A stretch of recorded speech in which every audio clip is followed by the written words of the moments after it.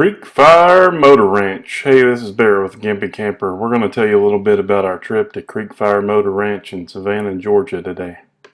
This place doesn't look like much from the road, but let me tell you, it's some pretty good glamping when you get in there. I'm just going to show you around first.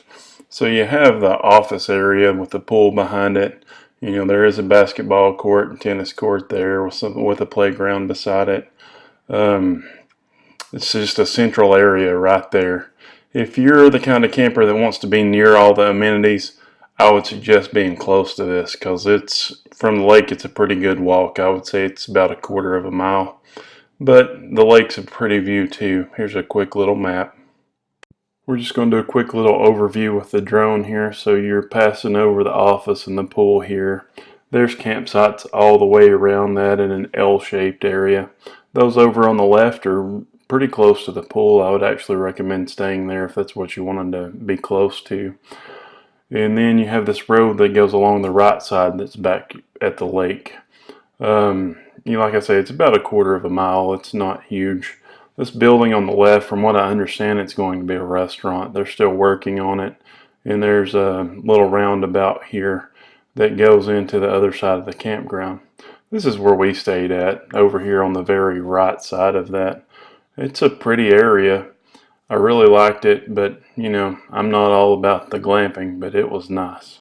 This was our campsite here. It was a good concrete pad that was fairly level, fairly close to the lake. But if I was going to stay over here, I'd stay in one of these areas that are right beside the lake. They did say that they saw a gator in there one morning when I was there.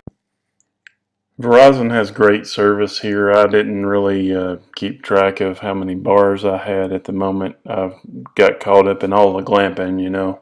They do have free Wi-Fi as well that you have to sign up for daily. That's a little bit of a hassle. And that free Wi-Fi is pretty slow. In order to get fast Wi-Fi, you do have to pay an extra surcharge. This is an example of one of the longer pull-through sites. It's really nice. You know, they're kind of crammed together, but they're always going to be in the glamper type areas. And then you have the tiny houses down here on the end, right next to the lake. I have to say these tiny houses are pretty nice and unique. Each one of them's a little bit different. You can see them right here on the left side of the screen. They do charge about $150 a night for those, I think I read. All in all, it's a really nice campground. I really like the lake. We're going to take a look now at the little road that goes from the main campground over to the lake. And this is the end of it where you come out going back toward the pool. And like I say, it's about a quarter mile, maybe closer to a half a mile. There's a different picture of the tennis courts. And this building's right beside the pool. It's where the bathrooms are. You have a fire pit here that they light up at night. It's really pretty. These are the best bathrooms that I've ever seen in a campground, hands down. These are the main bathrooms that's over by the pool as well. They do have a kiddie pool that's really nice too. And the main pool is heated. I forgot to tell you that. They have these really nice cabanas, but there is an extra charge for that as well. I didn't really like that. But the pool is pretty awesome. The kid loved it. We spent a lot of time up there. There's a hot tub up there. The hot tub's got a little timer on a post that you turn to turn the jets on. That took me a little bit to figure out. We spent a lot of time at the pool and the hot tub, which is the kids' favorite area, if you couldn't imagine that. It is really pretty at night also. I think it closed at 10 o'clock if I remember correctly. And like I say, it's heated, but this was March. It was pretty chilly. I really like the rainscaping they did with the gutters as well.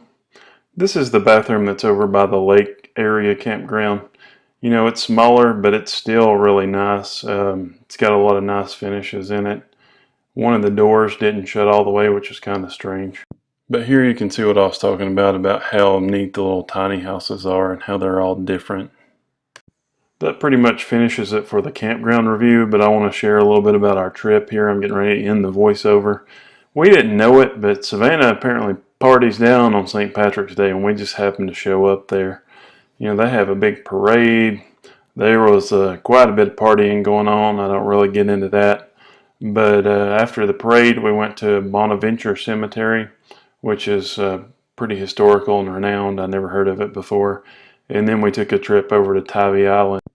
So if you want to hang around, just check out the rest of our adventure. Be sure to like and subscribe, and I thank you all for your support.